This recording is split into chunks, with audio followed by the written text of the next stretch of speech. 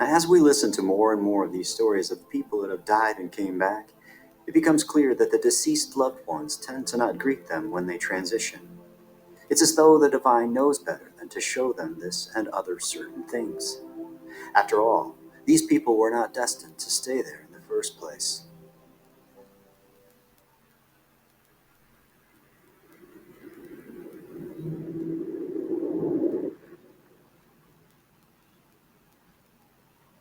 All of a sudden, I heard this sort of, gosh, it was kind of like this thunderous boom. And it didn't just stop. It wasn't just a noise that stopped. It was a noise that shook everything.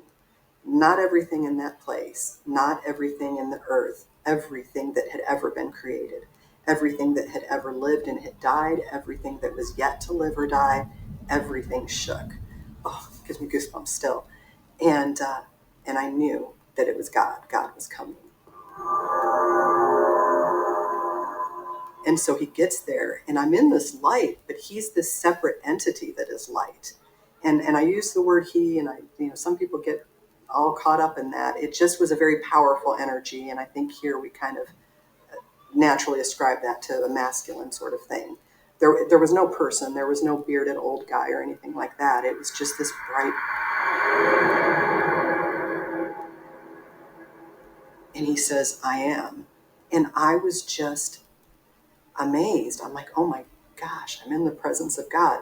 And immediately my brain went to, oh my gosh, I'm in the presence of God. And I started thinking of everything I'd ever done wrong, and I'm thinking, I'm trying to bring up, because I knew my grandma could read my thoughts. And so I'm bringing up all the really good things. I'm like, he's going to hear this, and maybe those are the things he'll go to, because I had some things I was pretty proud of, And I kind of had this idea that we were going to go through my life, and we did. And so this scene pops up, but it's almost like you're there, but it's kind of, you're like a spectator to it. So it's not like you're doing it. And I'm seeing these things that are going to come up from my life, and I'm thinking, oh no, don't let it be this thing, or don't let it be that thing. And I was really worried and very anxious. And so God, being just as wonderful as he is, brings up something good. And I had thought it would be some of the really good things I had thought of. No, he pulls this totally random one out. I'm in this grocery store in this little town that we used to live in, and there's a woman in the checkout lane in front of me, and she's 72 cents short. And she's rifling through her purse, and she's trying to figure out what she's going to put back. And I remember being so moved by that as a single mom, because I'd done it.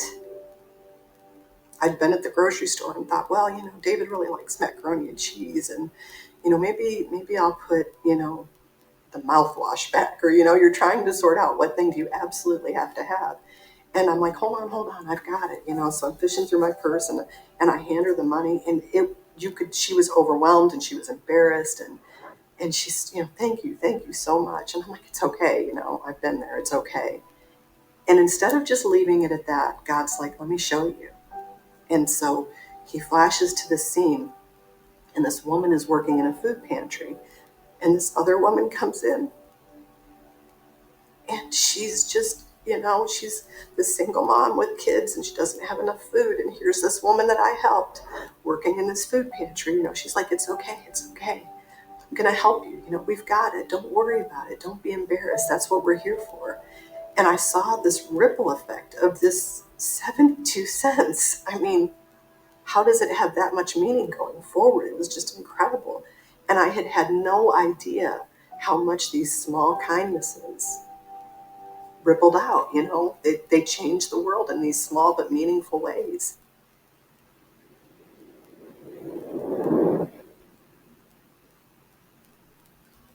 And then I thought, okay, well, here comes the bad stuff. What is he going to bring up? And it was interesting, because I had this sort of sense of dread that he immediately calmed. He's like, that's not what we're here for. I'm not here to condemn you. I'm not here to make you feel bad. I want to show you something.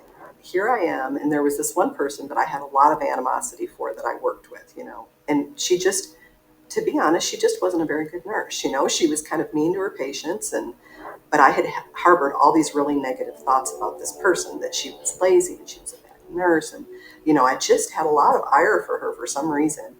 And he showed me that and he said, now watch.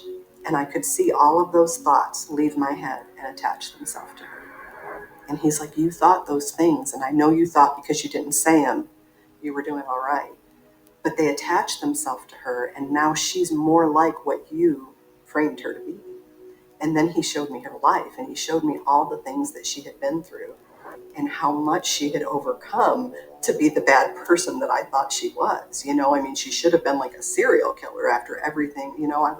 I was so upset and so moved. I'm like, I didn't know her dad did those things to her. I didn't know all these bad things happened.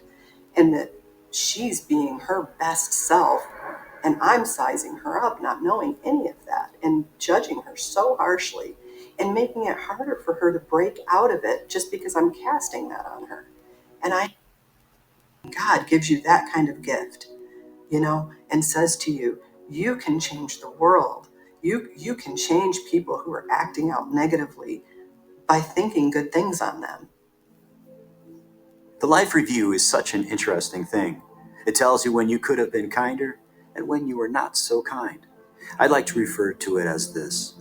Did you treat others in a loving manner? The life review is such a great reflection of how you handled situations via free will.